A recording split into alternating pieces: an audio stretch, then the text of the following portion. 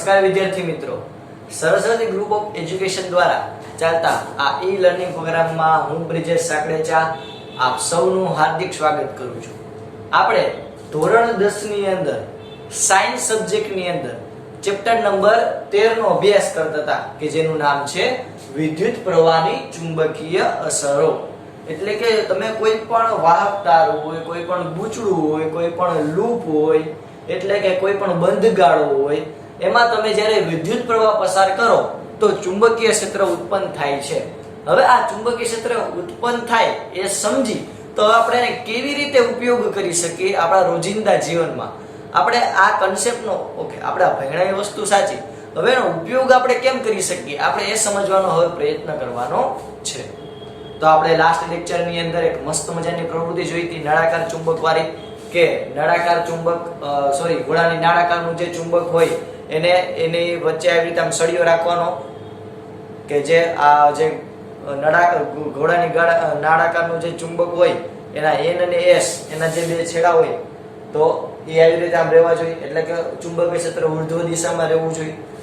અને વિદ્યુત પ્રવાહ પસાર કરો તો વિદ્યુત ક્ષેત્ર પણ આવ્યું અને ચુંબકીય ક્ષેત્ર પણ આવ્યું. તો એને કારણે જે વાહક તરફ એનું સ્થાનાંતર થશે. ઓકે, આપણે એવું ભણ્યા.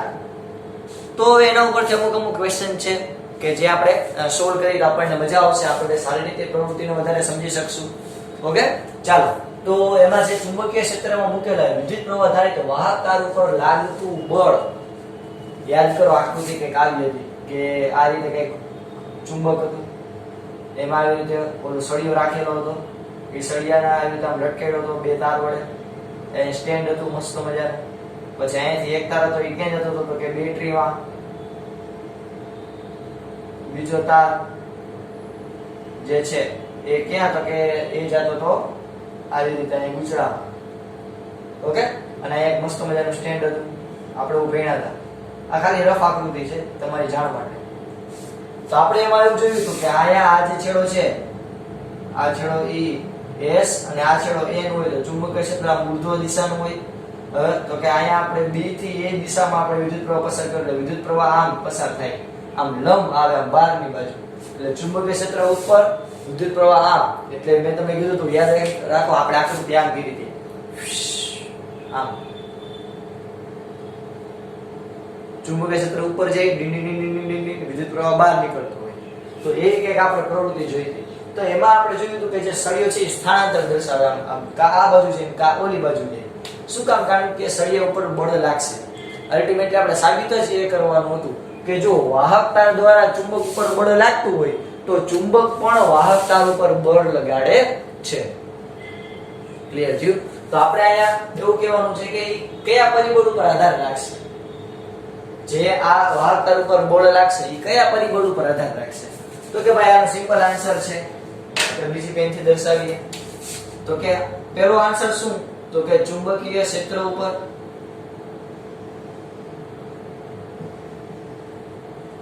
અને બીજો તો કે વિદ્યુત પ્રવાહ ઉપર.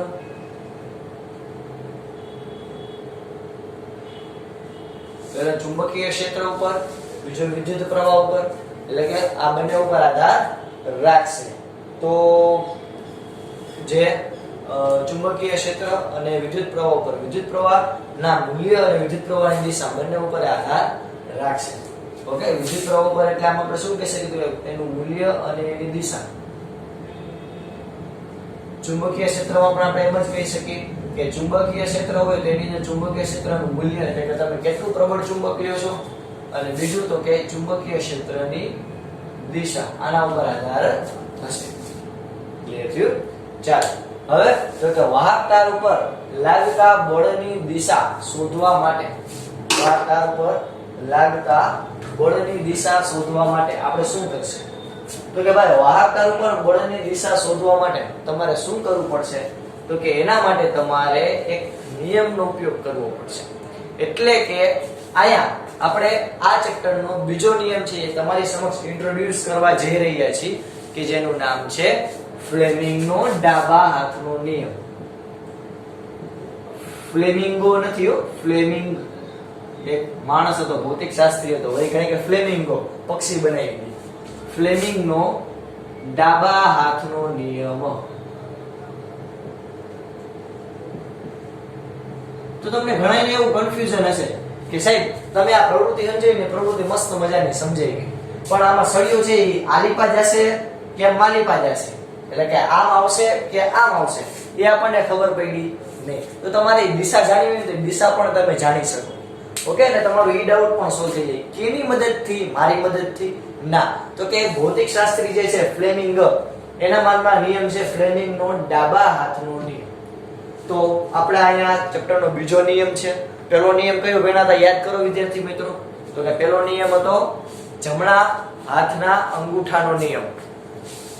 થમ્સ અપ. જમણા હાથના અંગૂઠાનો નિયમ. તો આ જમણા હાથના અંગૂઠાના નિયમ ઉપરથી આપણે શું જોયું હતું? તો કે ભાઈ એના ઉપરથી આપણે એવું જોયું હતું કે જ્યારે વિદ્યુત પ્રવાહની દિશામાં અંગૂઠો રાખવામાં આવે, સુરેખ વાહક તાર હોય, સીધો સળિયો હોય, એમાં તમે અંગૂઠાની દિશામાં વિદ્યુત પ્રવાહ વહેતો હોય, એટલે તમારે અંગૂઠાને કેવી રીતે સેટ કરવાનો કે જે દિશામાં વિદ્યુત પ્રવાહ જતો હોય એ જ દિશામાં તમે અંગૂઠો રાખો તો આંગળીઓ જે બાજુ વીટાય, આમ જો આંગળીઓ ડિસ્કો કરીને આમ આવે, જો આંગળી, તો એ ચુંબકીય ક્ષેત્રની દિશા દર્શાવે છે. તો જ્યારે વિદ્યુત પ્રવાહ ઉપર જતો હોય છે તો ચુંબકીય ક્ષેત્ર કઈ બાજુનું હશે? તો કે આમ અંદર આવતું હોય એવું,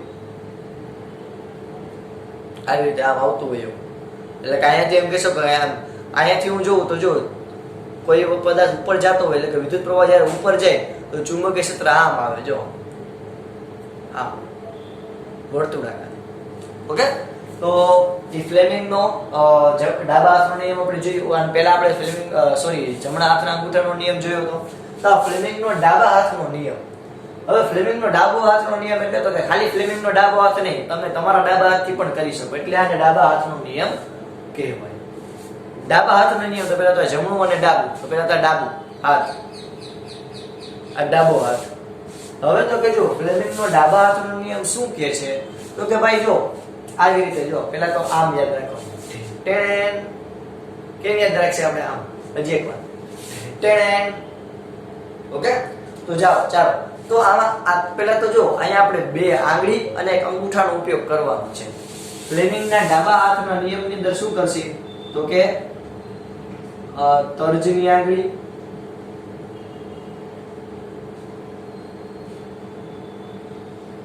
મધ્યમાં આંગળી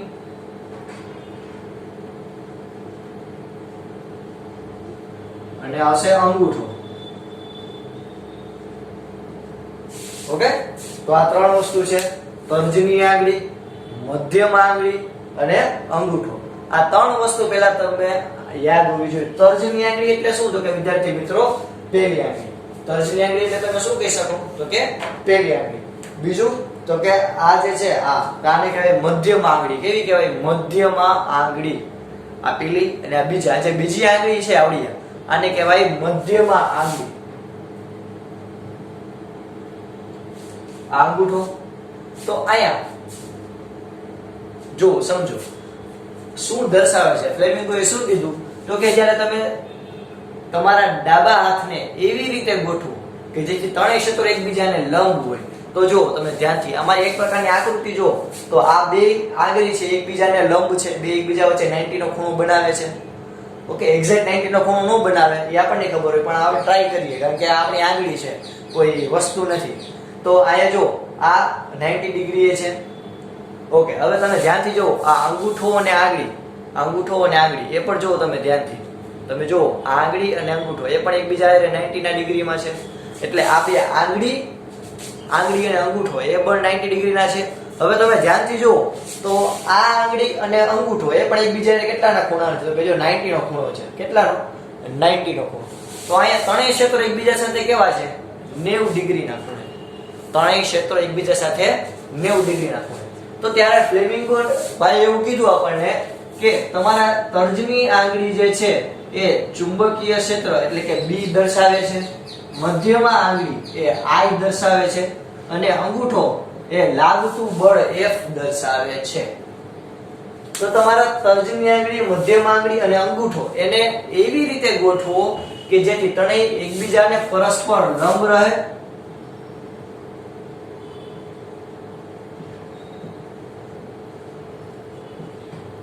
પરસ્પર લંબ રહે એટલે તો કે આવી રીતે ત્રણેય આ પરસ્પર લંબ રહે. જો તમે આવી રીતે આમ કરી જોવો જોઈએ, પણ તમે ધ્યાનથી અવલોકન કરો.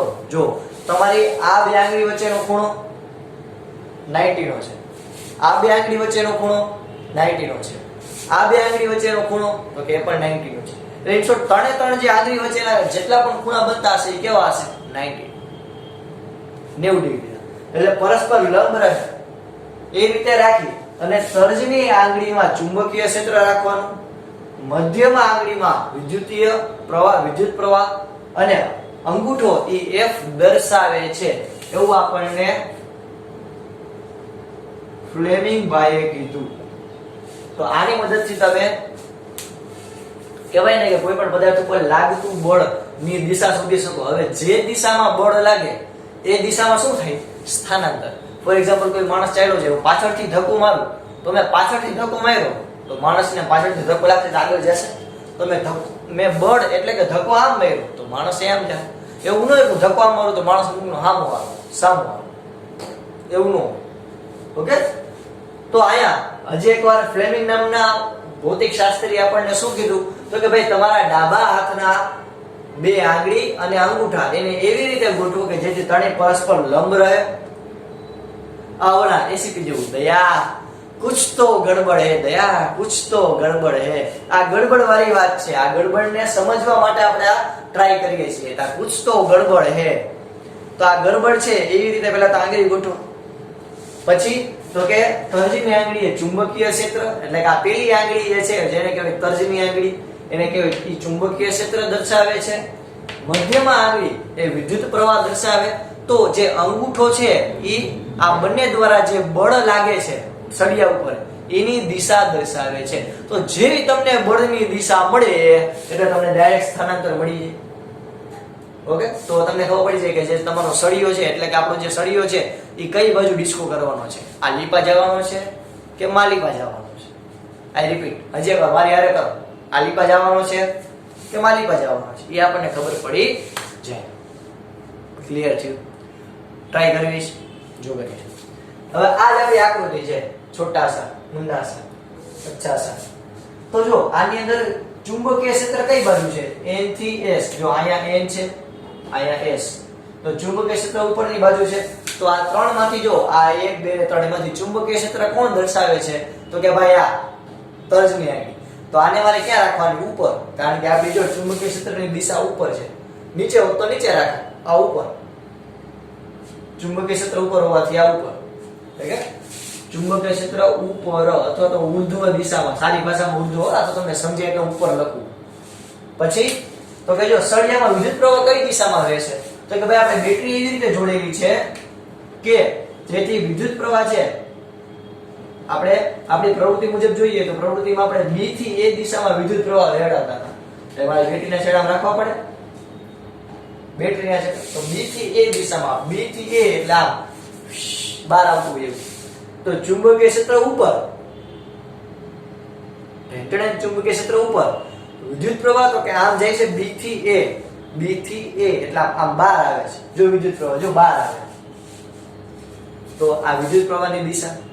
તો જે અંગૂઠો જો કઈ દિશામાં ગોઠવાનો? તો કે ભાઈ આમ ગોઠવાનો. તો તમને ગેરંટી આપણે જે પ્રવૃત્તિ કરી હતી તમે હજી એકવાર અવલોકન કરો, તમે પાછલો વિડિયો જોઈને, તો એમાં સળિયો જે છે એ આ બાજુ ડિસ્કો કરતો હશે. કઈ બાજુ? આ બાજુ જતો હશે. કારણ કે જો બળ કઈ બાજુ આવ્યું? આ બાજુ. તો સળિયો કઈ બાજુ મૂવમેન્ટ કરે? આ બાજુ. ક્લિયર છે? સમજાઈ ગયું? ચાલ તો હજી એકવાર આપણે રિપીટ કરીએ. તો કે જો માની લો કે આપણી આ પ્રવૃત્તિ છે, પહેલા તો હું મસ્ત મજાની મોટી દેખાડું કે જેથી તમને કોઈને મોતિયો આવે નહીં. જો હજી એકવાર આપણે કરીએ પ્રવૃત્તિ. પહેલા તો આપણે એક ચુંબક લીધું N અને આ S. હવે ચુંબકીય ક્ષેત્રની દિશા કઈ બાજુ રાખી? N થી S એટલે કે નીચે. ચુંબકીય ક્ષેત્ર નીચે રાખ્યું. ઓલો જે સળિયો હતો કે જેને કોઈ નાના એવા વાહક તાર વડે લટકાડી અને આપણે દીધું બેટરી સાથે છેડા દીધા.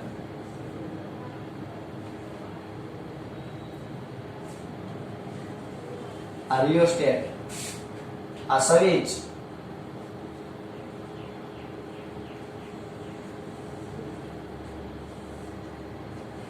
આ સર્ટેન. તો તમે ધ્યાનથી અવલોકન કરો, આ B છેડો છે અને આ A છેડો. તો વિદ્યુત પ્રવાહની દિશા તો આમ જ આવશે, B થી A. કારણ કે અહીં પ્લસ છે એટલે આમથી આમ જાય વિદ્યુત પ્રવાહ. અહીં આવશે, અહીંથી નીકળી જાય, અહીંથી પાછો.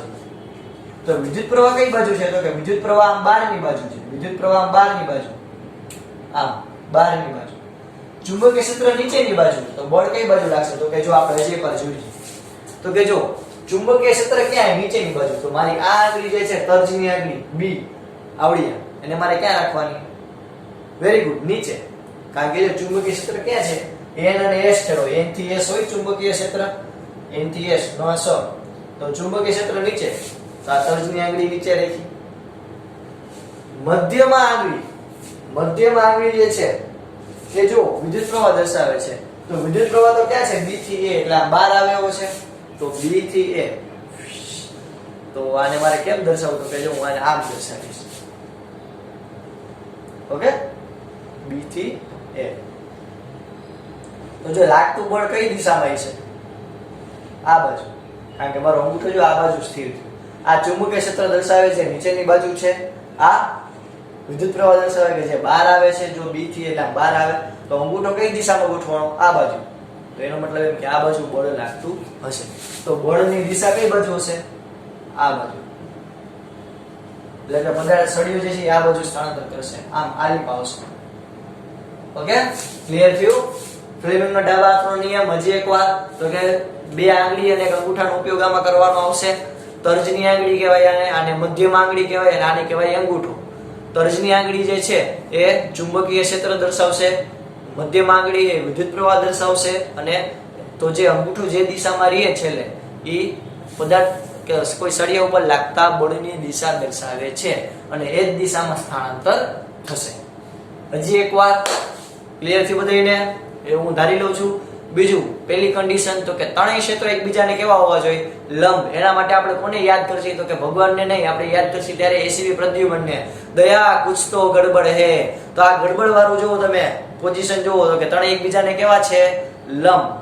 ઓકે, તો આ ત્રણેય એકબીજાને લંબ હોય તો ત્રણેય ક્ષેત્ર એકબીજાને લંબ છે. B, I અને F ત્રણેય એકબીજાને લંબ છે. તર્જની આંગળી, મધ્યમ આંગળી અને અંગૂઠો ત્રણેય એકબીજાને લંબ હોય તો ત્યારે તમે પ્રોપર આવી રીતે પોઝિશન રાખો તો તમને ખબર પડે. આટલું ક્લિયર થયું? ફ્લેમિંગનો ડાબા હાથનો નિયમ ક્લિયર થયો? ઓકે, હું ધારી લઉં છું.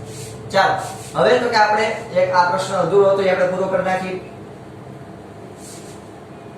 આમાં આપણને પહેલા પ્રશ્નમાં જો એવું કીધું હતું કે તેના ઉપર લાગતા બળનું મૂલ્ય ક્યારે મહત્તમ હશે, કે જે આપણે ઓલરેડી જોઈ ગયા કે ચુંબકીય ક્ષેત્ર માની લો કે આ રીતે હોય,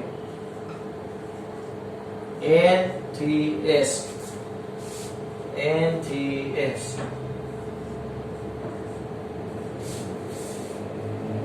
તો જો સળિયાને તમે એની સાથે લંબ રાખો, કેવો રાખો? લંબ 90 ડિગ્રી. તો લાગતું બળ F કેવું હોય છે? મહત્તમ. અને જ્યારે સળિયો જે છે F એ ચુંબકીય ક્ષેત્ર સાથે સમાંતર રહેશે, એટલે કે θ = 0 ડિગ્રી હશે, ત્યારે લાગતું બળ કેવું હશે? શૂન્ય. અથવા તો તમે એમ કહી શકો કે એકદમ લઘુત્તમ, અતિશય ઓછું, લગભગ શૂન્ય જ કહી શકો. ઓકે, તો આ બે કિસ્સા યાદ રાખવાના. ચાલો, આટલું ક્લિયર થયું? ચાલો, તો આપણે આટલું સમજ્યા. હવે આપણે આગળ સ્ટાર્ટ કરીએ. ત્રીજો ક્વેશ્ચન, જ્યારે એક પ્રોટોન ચુંબકીય ક્ષેત્રમાં, અહીં આપણે એક ટપકું કરી નાખીએ, ચાંદલો કરી નાખીએ. જ્યારે એક પ્રોટોન ચુંબકીય ક્ષેત્રમાં મુક્ત રીતે ગતિ કરે તો કયો ગુણધર્મ બદલાશે? તો એક આપણને આ માની લો કે કોઈ હવે એક ચુંબક છે આપણી પાસે, N, અહીંયા છે S, ચુંબકીય ક્ષેત્ર છે N થી S. એમ કીધું કે કોઈ પ્રોટોન વચ્ચે મૂકવામાં આવે, એટલે કે આયા હું લઉં મસ્ત મજાનો પ્રોટોન. તો એ ઓબ્વિયસ વાત છે કે આ પ્રોટોન જે છે એ સ્થિર રહેશે અને ડિસ્કો કરશે, એટલે મુક્ત રીતે ગતિ કરશે. આ રીતે ચૂમ કરતો ક્યાંક વહી જશે. તો કયો ગુણધર્મ બદલાશે? તો કે પહેલા તો વાત કોઈ પણ પદાર્થનું દળ બદલાય, તમને હું અહીંયા એટલે કે ઠંડા પ્રદેશમાં રાખું, ગરમ પ્રદેશમાં રાખું, ગમે ત્યાં રાખું, તમારું દળ ન બદલે, તમારું વજન બદલે. એ આપણને ખબર છે, કારણ કે F બરાબર માજી. F એટલે વજન, તો વજન બરાબર માજી એટલે કે ગુરુત્વ પ્રવેગ, અને આને કહેવાય દળ. તો દળ ક્યારેય ન બદલે, આપણને ખબર છે. તો અહીંયા પ્રોટોનનું દળ નહીં બદલાય. ઓકે, ઝડપ એટલે અંતરના છેદમાં સમય. તો પ્રોટોન અંતર કાપશે એના માટે લાગતો સમય એ કાઈ નહીં બદલે. હવે એવું વેગ અને વેગમાન. તો કે વેગ એટલે તો કે સ્થાનાંતર ના છેદમાં સમય.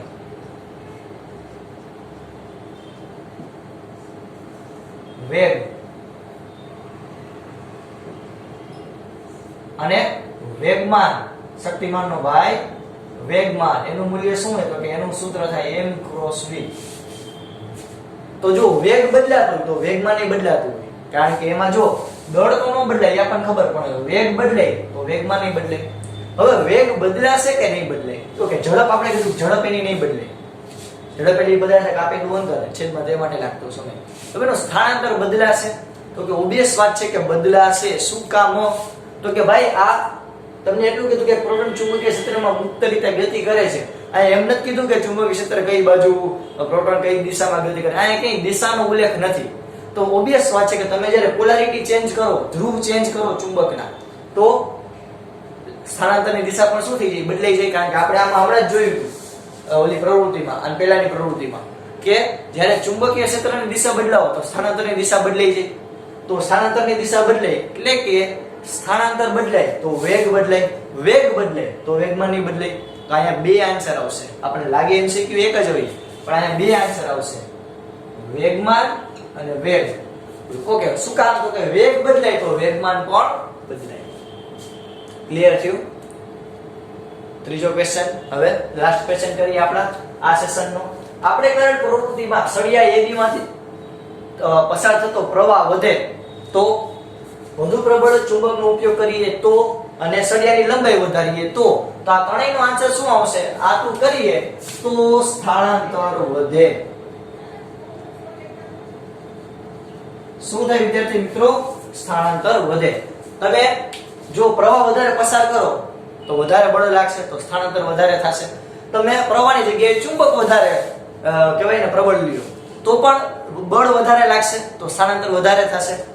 અથવા તો તમે સળિયાની લંબાઈ વધારી દો તો સળિયાની લંબાઈ જેમ વધારો એમ પ્રવાહ વધારે પસાર, ઓબિયસ વાત છે, તો સ્થાનાંતર વધશે.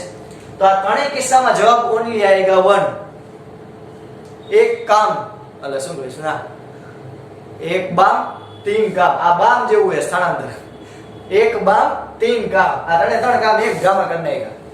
ક્લિયર થયું? તો આપણને આ ક્વેશ્ચન આવડી જાય. જો હું વિદ્યુત પ્રવાહનું મૂલ્ય વધારું, અથવા તો હું ચુંબકીય ક્ષેત્ર પ્રબળ કરું, અથવા તો સળિયાની લંબાઈ વધારું, તો વિદ્યુત પ્રવાહનું મૂલ્ય વધારું, ચુંબકીય ક્ષેત્ર વધારું કે સળિયાની લંબાઈ વધારું તો સ્થાનાંતર વધે. ત્યાં 4 ક્વેશ્ચન ક્લિયર થયા. આ બધા ક્વેશ્ચન તમારે તમારી પાકી બુકમાં એકવાર અને રફ બુકમાં એકવાર લખવાના છે. ઓકે, ચાલો હું આ બોર્ડ ઉપર રાખું છું, તમે બધા લખી લેજો. અહીંયા સુધી રાખીએ. જય ભારત, જય હિન્દ.